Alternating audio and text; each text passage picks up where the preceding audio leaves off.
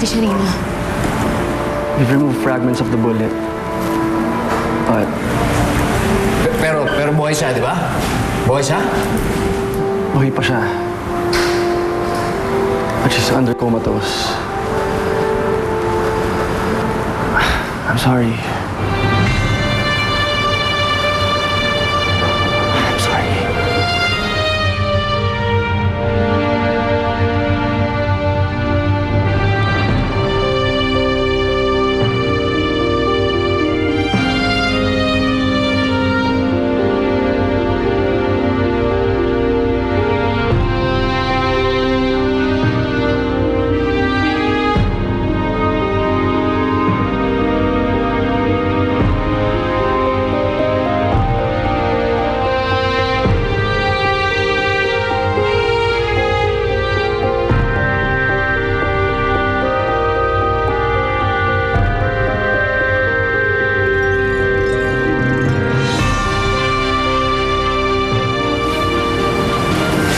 Ate,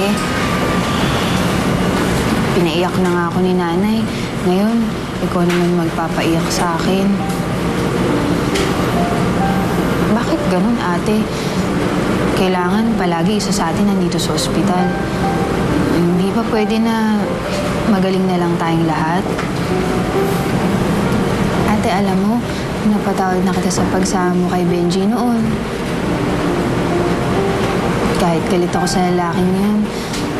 Alam mo, ate, gumising ka lang. Pangako ko sa'yo, hindi na ako hahadlang sa pagmamahalan ng dalawa. Kaya ate, gising ka na ha. Antayin kita. Dito lang ako hanggang magising ka.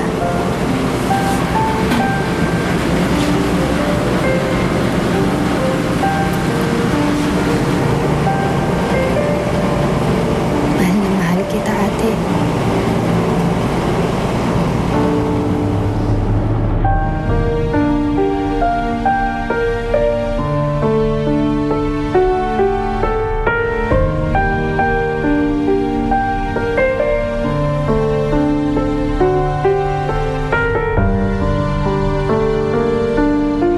Nabaril si Sharina?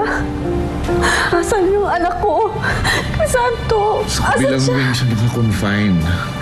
Perla, hindi lang ako sasabihin sa'yo. Perla, Yung anak ko! kinig ka, Perla.